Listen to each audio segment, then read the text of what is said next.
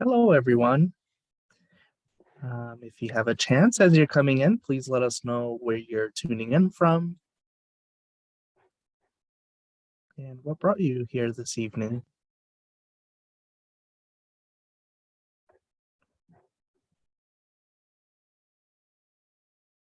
We'll go ahead and get started once we have reached the number of people that are supposed to be here. Looks like we're about halfway there. So yeah, if you could let us know where you're tuning in from, that'd be great. Looks like we have someone from Woodbridge, Virginia.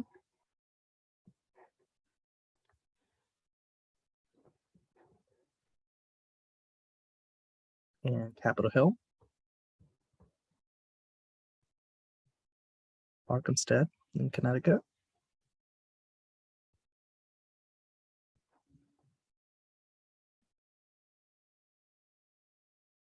East Woodstock, Dublin, but Dublin in Ohio, not Ireland.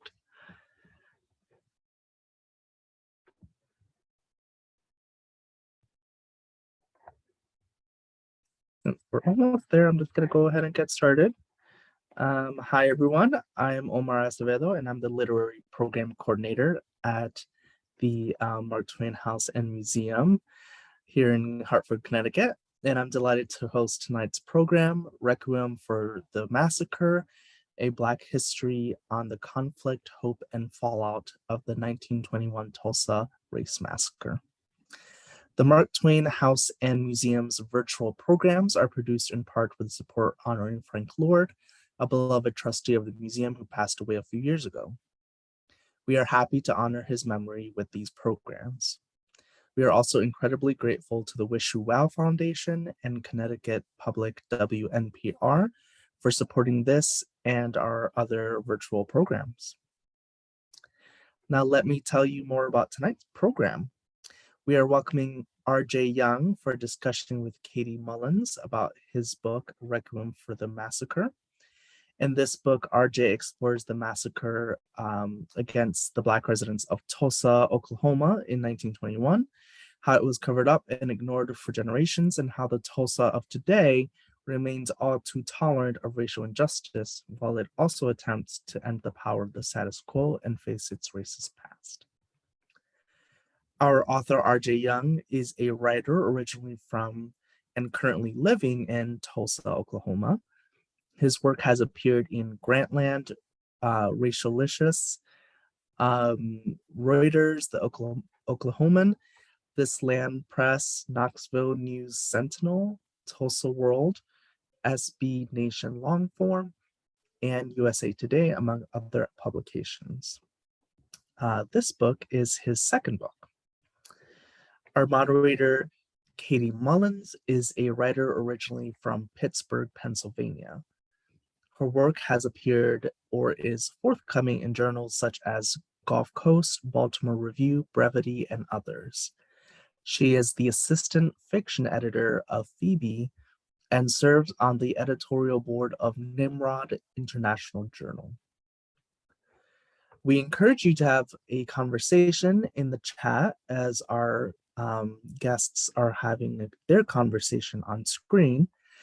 If you have any specific question, you can ask it at any time. You could just post it directly into our Q&A section.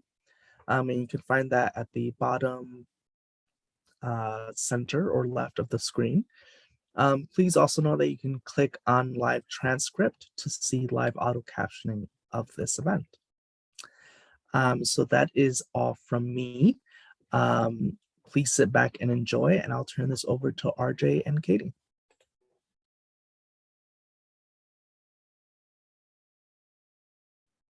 Thank you so much, Omar. And thank you, RJ, for being here. RJ is one of my dear friends.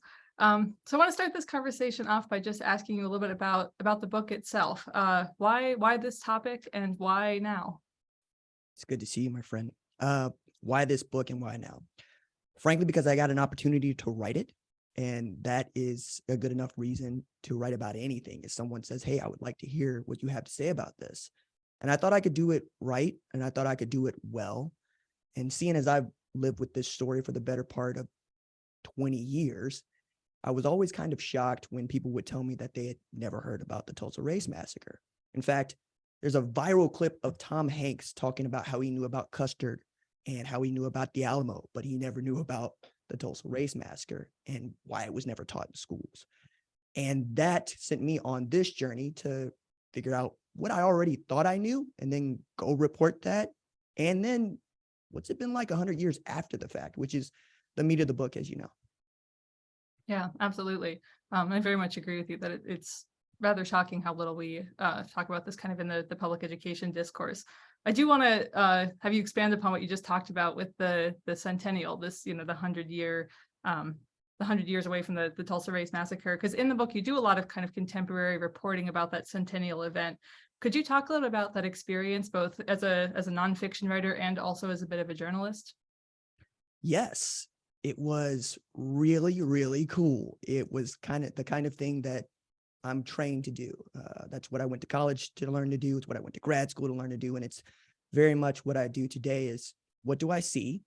What are people saying about what I see and what they see? And then write it all down. And as I'm doing this, I'm also unearthing my own emotions and what do I think and why do I think it? Insofar as what is Greenwood today, right? And why is it so important for many people to raise it up as a place that once exuded excellence? And did it actually exude excellence? And there's yes and no's to all of that. I also really enjoy talking with my friends about reporting this book. I would tell them things that I had uncovered or thought were just wild. And they would say, yeah, we live here too. We understand. And as I would give those observations to people that aren't from Tulsa or aren't from nearby Tulsa, they would say, wow, that's wild. How come more people don't know about that? It's kind of why I wanted to write the book. But now that you know, what do we do with that information? And that also is a big part of the book. Yeah, absolutely. I want to actually ask you to expand a bit on that process of research, because I know that you've uncovered a lot of things in this book, some of which you knew already, and some of which I think were rather surprising in your process of research. So what are some things that did not surprise you, and what are some things that did? Some of the things that did not surprise me is, as I would continue to talk about this book and why I was writing it, when I was writing it, how many people would need the 411. They would need to know, okay, what happened in 1921 in Tulsa? Why does it resonate today? And why don't they know about it some 100 years after the fact? So in doing that, why wasn't it taught in schools is a very interesting and plain question to ask. And the fact is, it comes back to us, Tulsans, us being Tulsans. We didn't talk about it for the better part of 50 years after the massacre occurred. And that was really shameful, so much so that the magazine The Nation called it Tulsa Shame, because of how this all transpired. And then after the fact, that we did not want to talk about it. So you have a lot of white people kill a lot of Black people, run out of town a lot of Black people, burn the homes of a lot of Black people, burn the businesses of a lot of Black people. And then you have a grand jury that indicts not a single white person and two Black men, one of which had owned a newspaper called the Tulsa Star. His name's A.J. Smitherman, and he left the city like so many did and really was able to reinvent himself in Buffalo, New York, creating his own newspaper again. But even during that time, he was still a wanted man in the city of Tulsa, and nobody could really tell you why.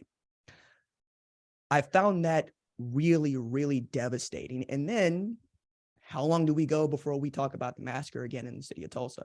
About 1975, 1976, when we got to that first 50-year mark, give or take 55 years, is when I saw it once again mentioned in the Tulsa Tribune, which is the newspaper that is most cited for inciting the massacre, run by a publisher named Richard Lloyd Jones, who also had adjacent ties to the Ku Klux Klan, though he himself was never a member, and also helped establish the Unitarian church here in the city of Tulsa, called All Souls. And they are just now, the last 5 years, dealing with that history and what do they do about it. But as I kept going through that, I said, why didn't we talk about this? Because nobody wanted to. To talk about it was to say, as a Black person, you were crazy, and people would gaslight you and say, hey, that didn't really go down the way you think it did. It's how I was told by my grandmother, who was there, is what some people would say. How my mother, who was there, folks that live in Chicago, LA, Wisconsin, places where they left to go create new lives, would tell you the same story. And as I kept doing that research, I would ask other questions, right? Like, of the people that did stay, how hard was it for them to rebuild? And one of those questions was answered in Buck Colbert Franklin, who is a man I knew about because his name is actually part of a park here in North Tulsa, but also just kind of knew about because he's the father of perhaps the greatest Black historian this side of W.E.B. Du Bois, John Hope Franklin, right, who went to high school here and lived here for about 6 years. But he is the man who had sued the city for the right of Black residents to rebuild on their own property, because there was a law, a fire ordinance, that disallowed folks whose homes and businesses were in rubble from rebuilding them. And he won that case in state Supreme Court. And he did so much more to help people file their insurance claims, for which many of them were denied, but still to have that record there is important for someone like me to go and find, to say, no, it's right here if you're looking for it.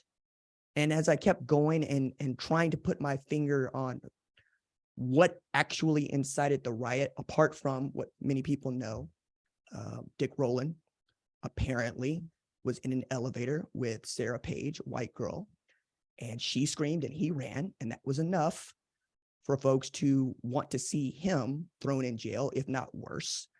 We have a lot of Black folks that are showing up to defend him at a courthouse. We have a bunch of white folks that are there to enforce the law, which is wild because we have police and sheriffs to enforce the law. Somebody reached for someone else's gun is the best story that makes sense. And we have lots of fighting that goes on for the better part of 2 days. And as I'm putting all this together, I'm also asking questions about what happened to the people that were killed during this massacre. And that has been a question that has gone on for the better part of 100 years. Some of them we know about, most of them we did not.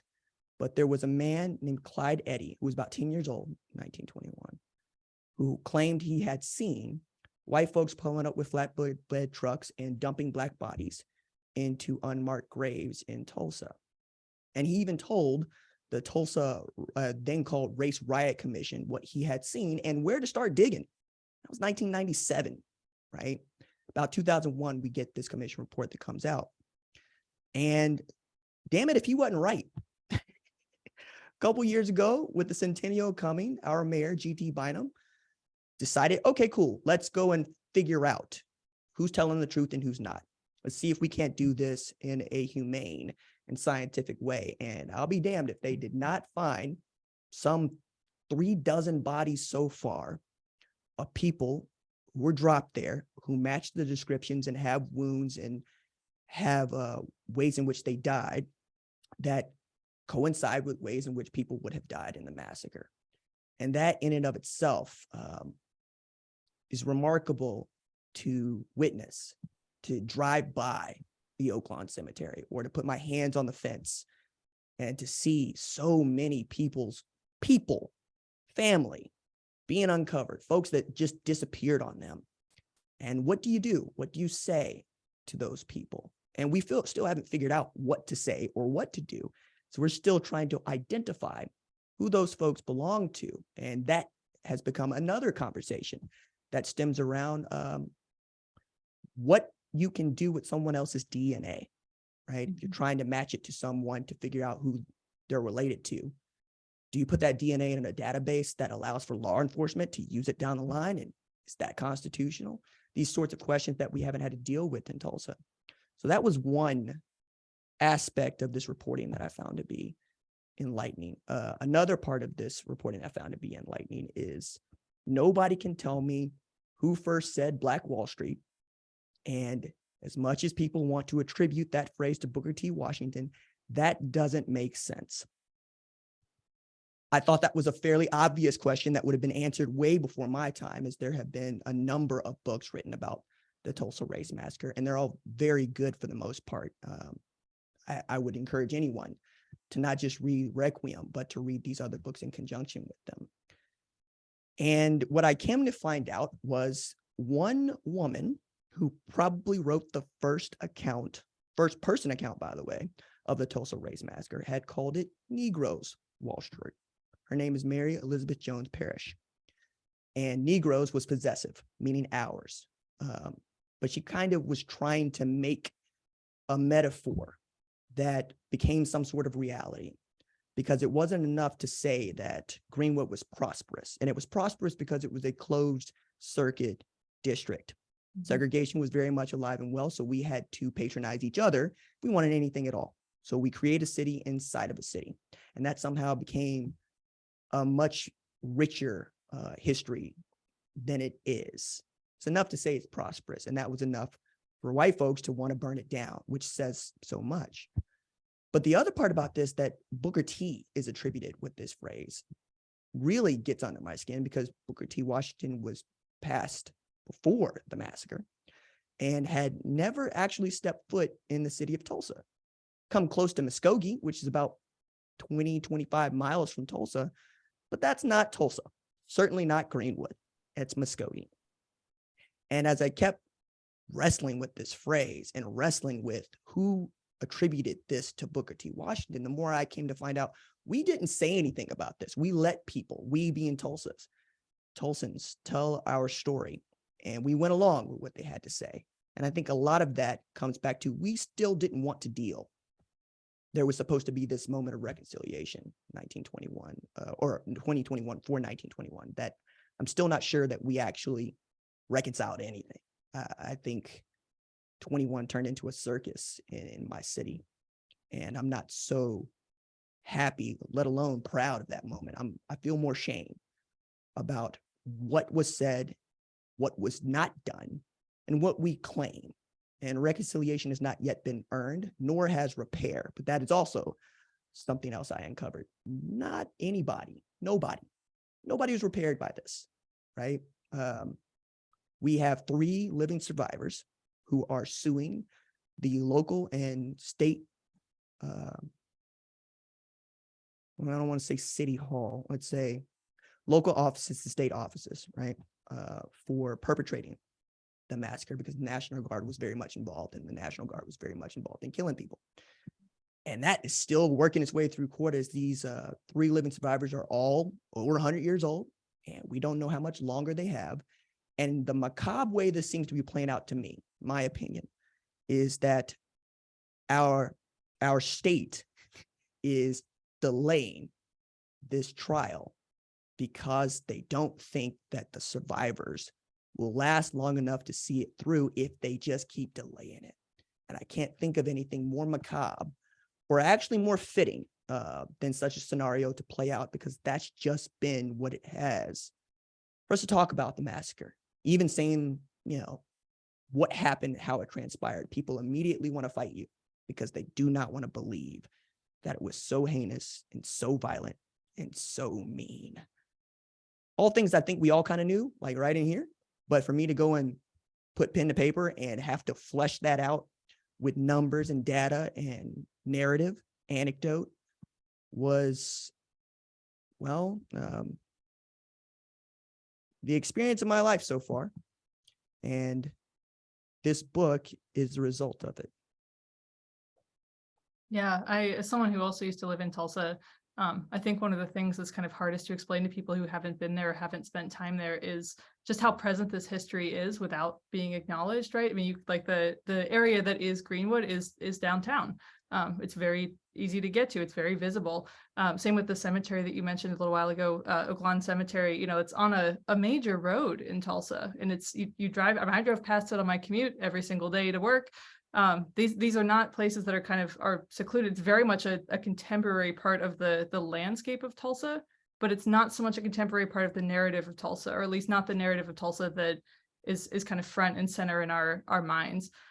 which is part of, actually, I want to ask you a lot, because in this book, you explore a lot about place and what it means to be from Tulsa, living in Tulsa, writing about Tulsa from the perspective of a Tulsan.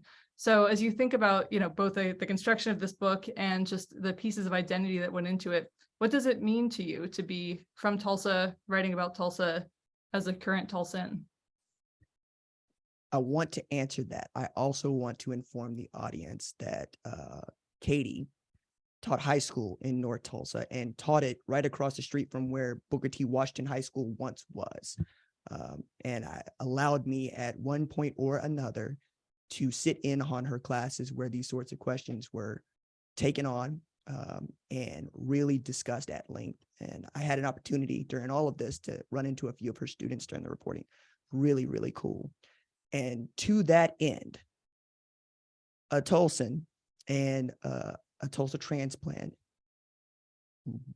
working through this, like I would have to talk with Mullins, Katy, about what I was working on and how, but it also is tremendous burden, right? You have to get it right. If you're going to stand on the foundation that is Tulsa, and you're going to look people in the eye and say, here's what's right, and here's mostly what's wrong. Here's what to be critical about. You have to be sure. You have to make sure you're getting it right. And you have to be very nuanced and open to another narrative, right? Something else that might come out of your work. And the more I did that, the more I found myself wrestling with the spirit that Tulsa wants to project and the spirit it has. Right? An example of this, we mentioned Booker T. Washington, or I've mentioned Booker T. Washington a couple of times here. The magnet school in the city of Tulsa, or I should say one of the magnet schools in the city of Tulsa, is Booker T. Washington High School. It is a jewel in our city. And I go into great lengths about why that is. But the more you look at what Booker T stands for, being elite, being among the best of the best in athletics, in academics, all of it, that you want the city's best and brightest to come to public school there, also means you have to be very sure about what Booker T. Washington means and who he was. And the more I looked at that, the more I saw that, no, that's not actually what Tulsa wanted to project. It wanted to project more like W.E.B. Du Bois, which is a level of Black excellence that stands apart on its own from whatever white America might think or want to think. Booker T. Washington was very much about getting along and going along, right? Let's not upset the apple cart. It's not Booker T. Washington High School. Like that's not what that is. BTW is about being the best at all things in all times. And that's Du Bois. But as I really took a look at what that meant, I also found that Du Bois had come to Tulsa in 1926, some 5 years after the massacre, and remarked about it, wrote about it. Very cool. Going, this is awesome. Let me go follow this track of thought that Du Bois had. And I come to find out that Dr. Du Bois believed that there should only be a few Black folks that were raised up and not the many, that he did believe in his talented tenth. And then I had my other thought about that, which is I don't want to have to be in that talented 10th to warrant being here, to warrant going to a school like Booker T, which I did attend. I want the opportunity to make a mistake. I want the opportunity to be regular. I don't want to have to raise myself up above all to prove my worthiness. And that seems to be at the bottom of Tulsa too. This massacre, in one way or another, has shaped how people think about us. Either we came through it and we have become better for it, in some way becoming elite or excellent, or pity. People want to pity us. And Mullins, you know enough about me to know I don't do well with pity. I am a prideful man. So I push back against that too. I think when I put all of that into a book and I'm rereading it and I'm going through the process of editing it and what gets to stay and what doesn't, it has to come back to what I stand on. I live here. I'm from here. I own a home here in a place where somebody else, 1921, would have burned me out. And that means the world to me. If that is going to be how I approach the book, I have to do it right and I have to get it right. Hope that answers your question. It does, yes. I want to ask you a bit about the kind of connection you see between the research you did with Du Bois and the talented 10th, as you keep mentioning. And I kind of want to link that to what we were talking about earlier with Black Wall Street and the coining of the phrase of Black Wall Street, because that's the term itself has a lot of connotations to it, right? I mean, the idea of Wall Street kind of denotes this idea of prosperity and this idea of excellence, right? Of like, this is the place where wealth is. This is the place where things happen. And I'm kind of curious, like, as you did research into Du Bois, as you're, grappling with the ideas of Black excellence and what is required of this talented 10th, how does that connect to your research with Black Wall Street and the uncovering of where that phrase originated? It's an interesting thread to pull because you'll get a lot of different answers, right? I think the first one starts with, we want to raise this place up so that it doesn't hurt so much that we didn't know about it, right? And by we, I mean contemporary Americans. If I tell you that this is the worst act of domestic terror ever in our country, I'd be right. And how does that land on you? Well, this must have been an outstanding place, the best place, if so many people wanted to burn it down, wanted to raise it, wanted to destroy it. And that's just not true. It turns out it doesn't take a whole lot for someone to want to hurt you, no matter who they are.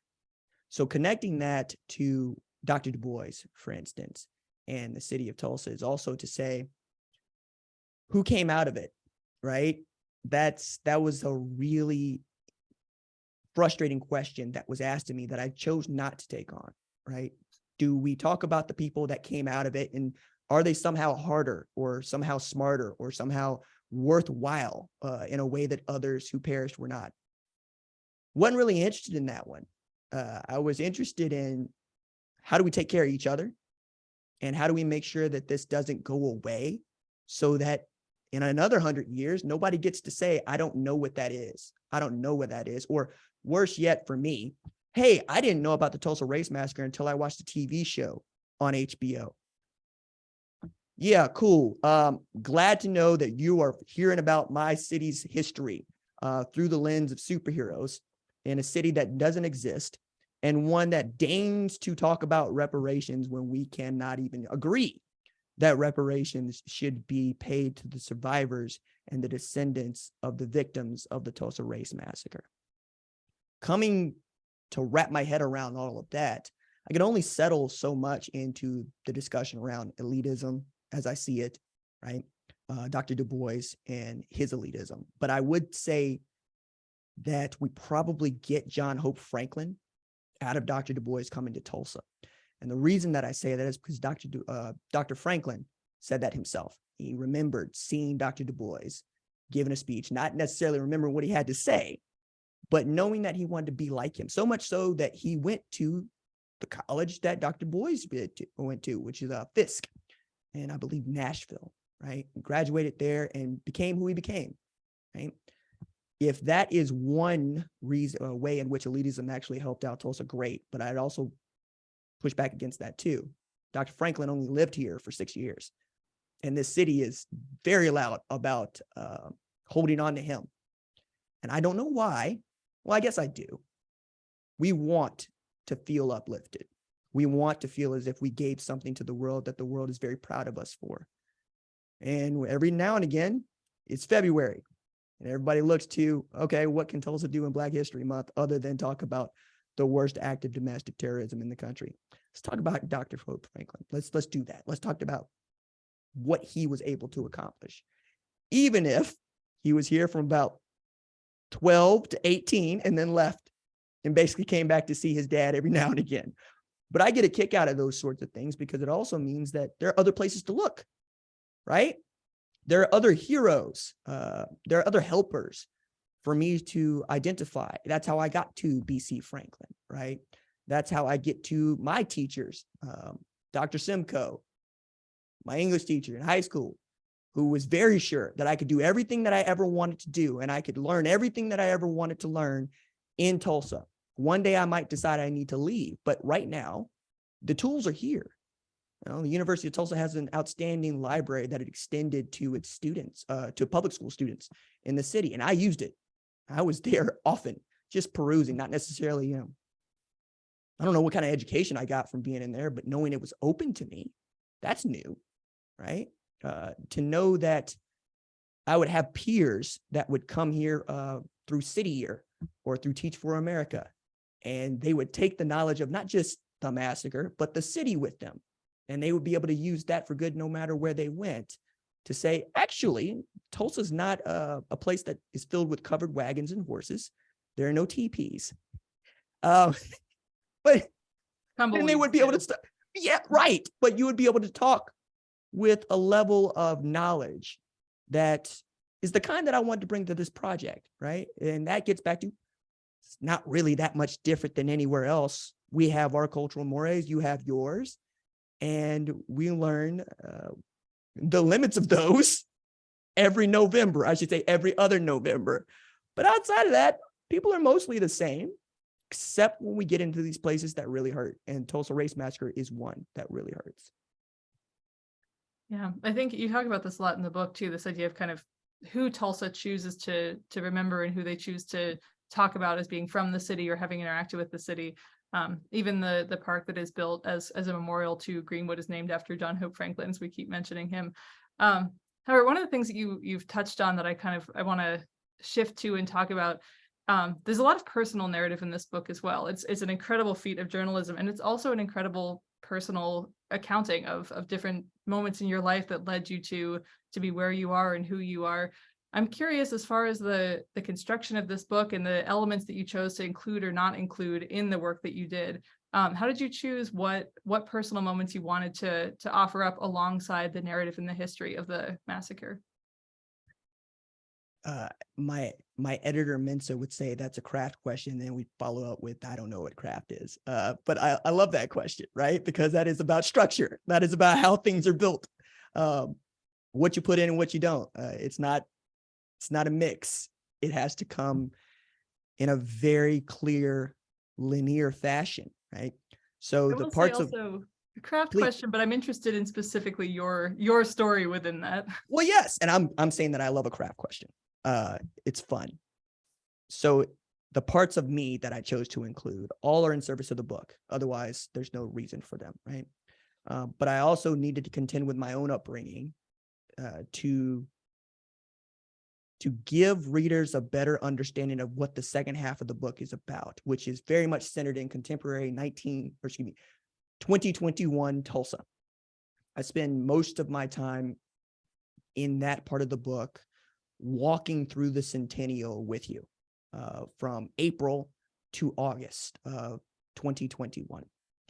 The first half of the book, for the most part, is how I am learning about this history and how I am learning to be myself within it. Having gone to high school at Booker T and then graduating from Memorial or going to the University of Tulsa for my undergraduate degree, I also needed to talk about my parents and my grandmother and what they mean to me and how they inform some of the choices that I make in my profession, in my worldview, in religion, right? Tulsa is a place that is, Tulsa Jerusalem, Oral Roberts University is here. We have such a tremendous Christian background. You need to be able to contend with all of those things.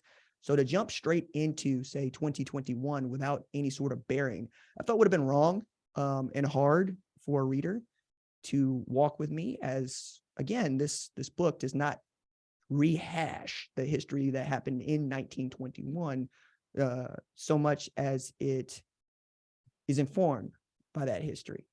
Right? That is the foundation of everything we do.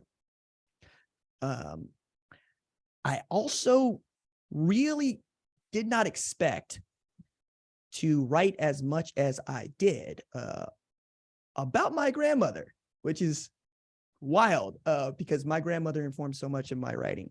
My grandmother's Peggy Jean Connor. She is civil rights royalty. She sued the state of Mississippi for voting rights reapportionment, and she won.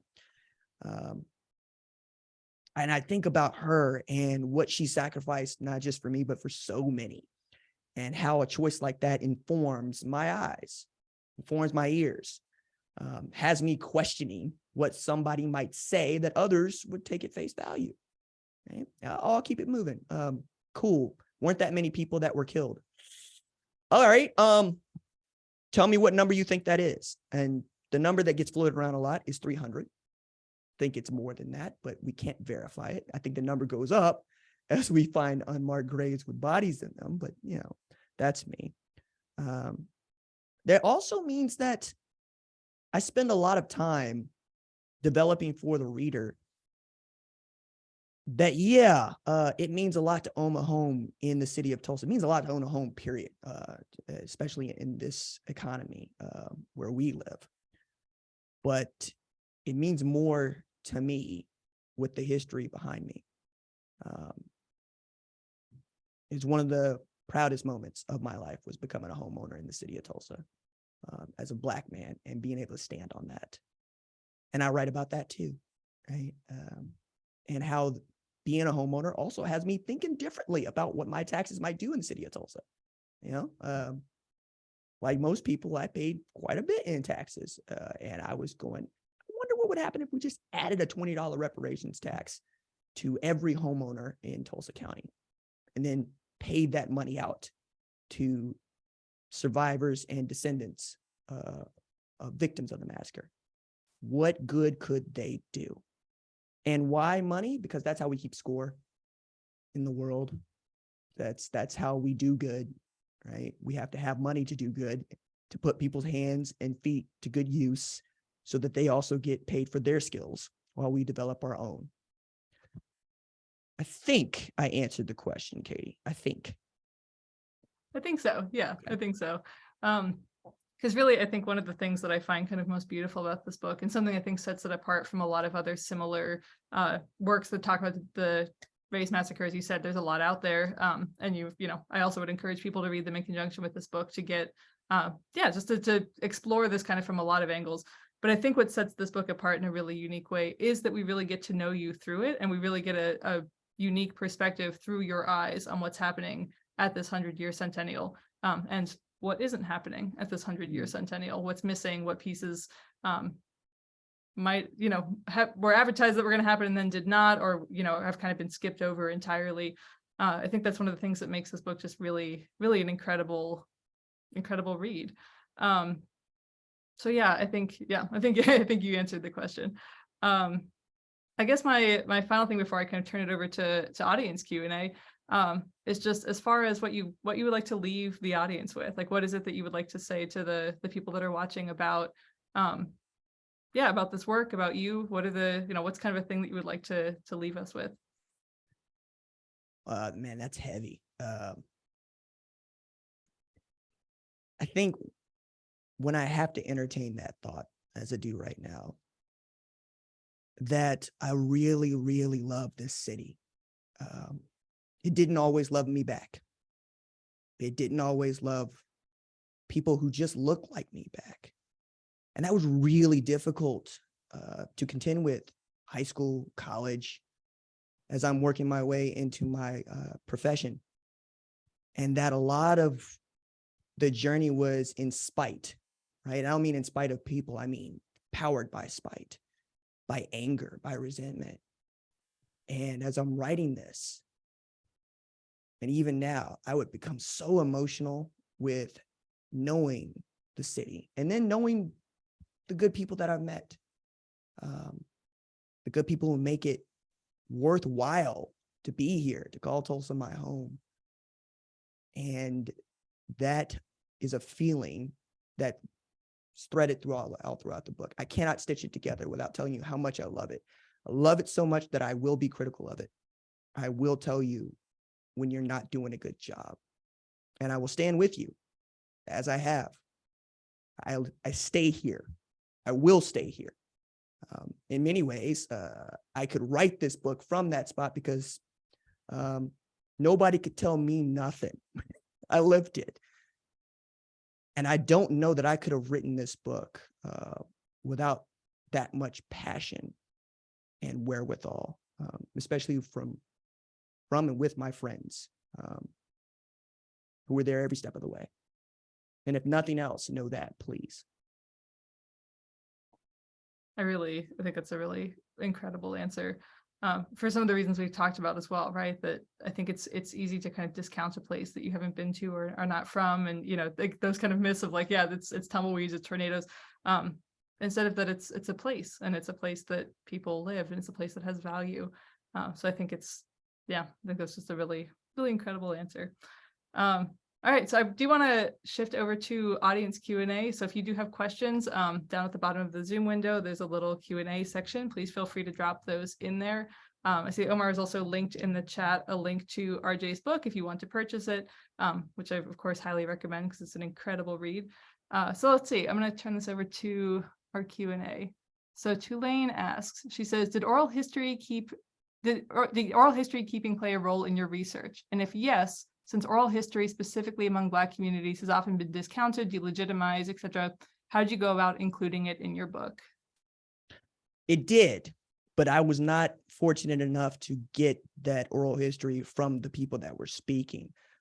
I went to the Greenwood Cultural Center, for which is mostly in the first 30 to 50 pages of the book, to see what others had said about living through the massacre. And some of their memories are as being small children between 5 and 9 years old. And you can see in the speech that they use just how terror was infused in them, because they were confused by what was going on, but they knew when their parents were upset, and they knew when their parents were terrified. And that's how they learned to be terrified and upset.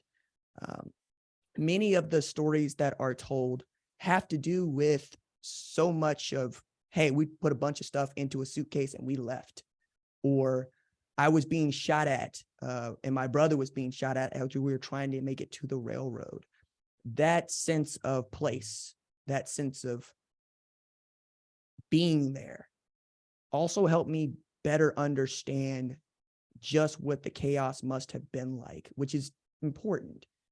When you are woken up in the middle of the night and you're told that there are people outside your house that want to burn it down, you hear shooting, you hear planes overhead, you hear sirens, you see the National Guard in the street.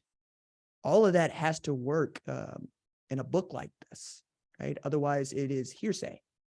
And goodness me, if Black folks are not used to hearing themselves say something, know it's true, and have somebody else tell them that they're lying, this was difficult to pull off without such a thing, without those stories. And I would be remiss if I didn't tell you that reading oral histories about the brutality, rapes, murders, the holding up of single moms in front of their children, the raiding through vestibules of people's cherished home furnishings, the looting, that gives you a sense of respect, and that you must include it, that you must say it out loud.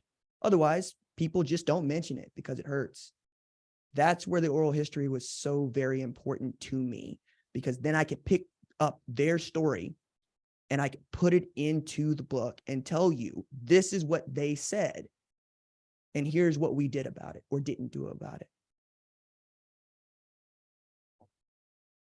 Yeah. Thank you so much, Tulane, for that question too. That was wonderful. So Margaret asks, she says, several times you referred to we Tulsans. Do you mean Black Tulsans or both Black and white Tulsans? Tulsans, as far as I'm concerned, is anybody that pays property taxes, or not property taxes, pays their taxes and votes in the city of Tulsa. Black Tulsans is a term I actually use quite often in the book to differentiate between Black Tulsans and white Tulsans, another term I use in the book. But if you're talking about who's responsible for the silence of Tulsans in the city, I would point you to our newspapers, the Tulsa World and now defunct Tulsa Tribune. Both had white publishers, still do.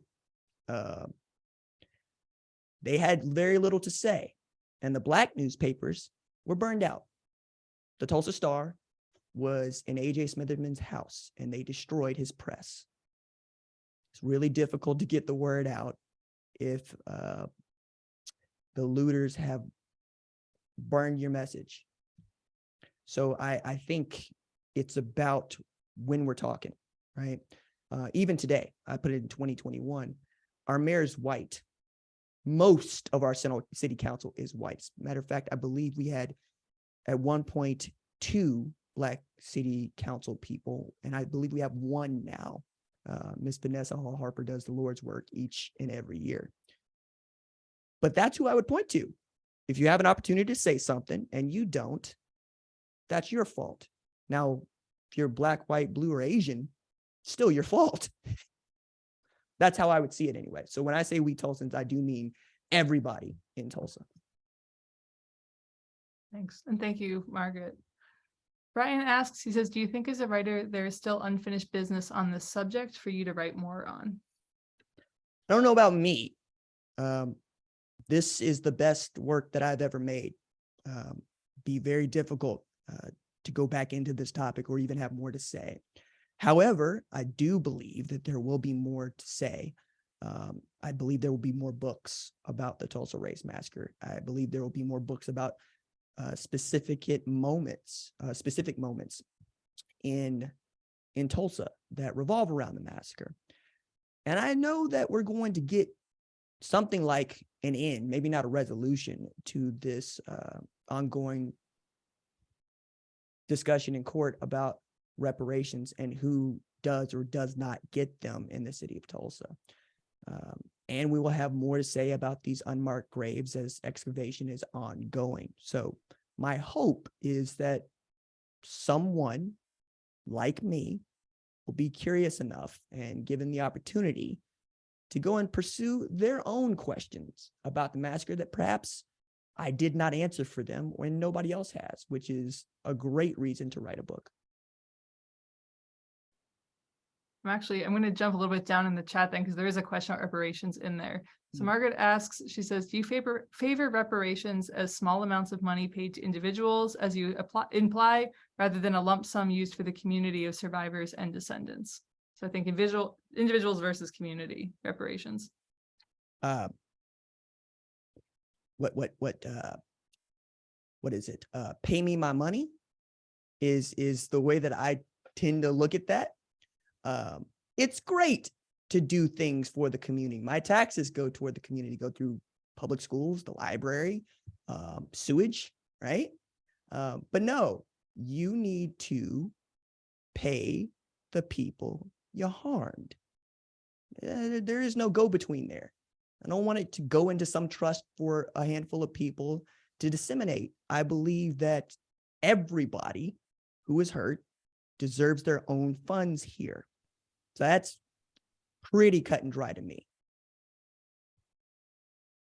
Yeah, restoration of wealth. Okay, Larissa asks, she says, if readers were to take just 1 or 2 big things from your book, what would you want those things or themes or ideas to be?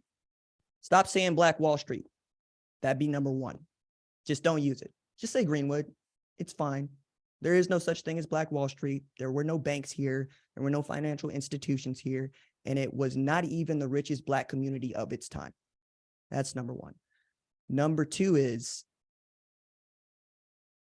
if you are interested in the massacre, you owe it to yourself to continue to read.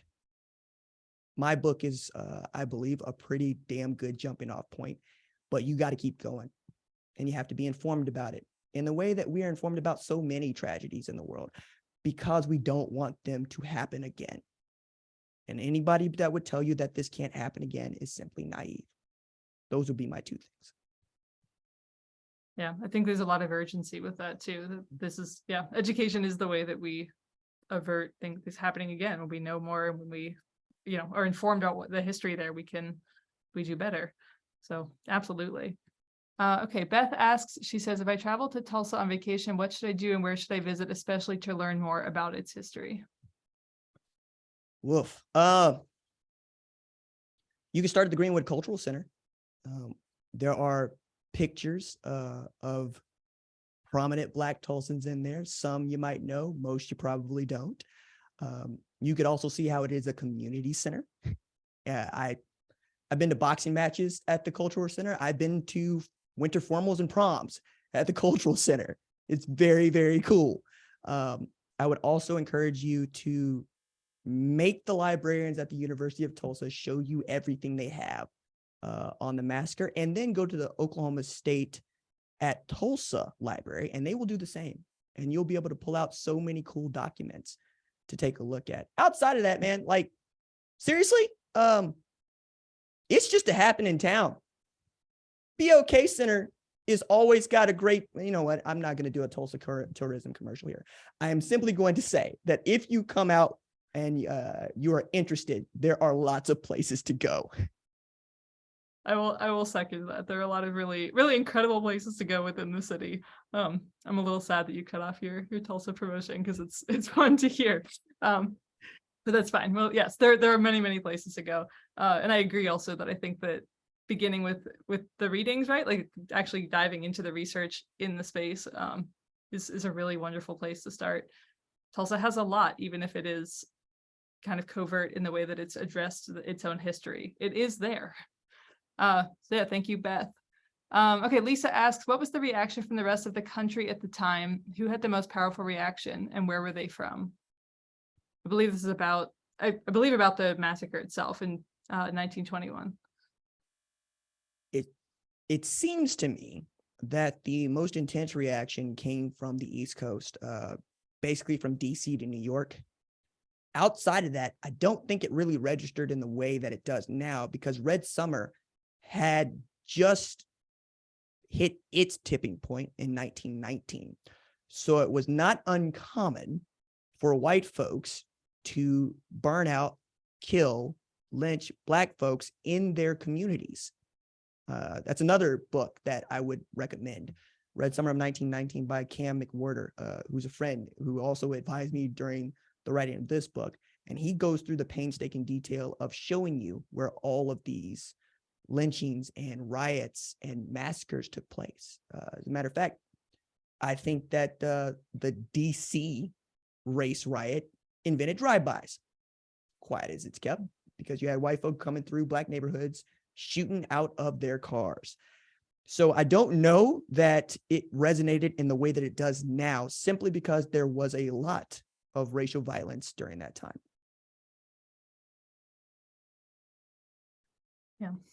Yeah. Okay, Kim also, she asked in the chat, you said that the laws prohibited property owners from rebuilding on their own property after a fire. This is startling. What's going on there? When and why were these laws implemented? What was the purpose of these laws? And then continued, was the riot premeditated and orchestrated as a land grab?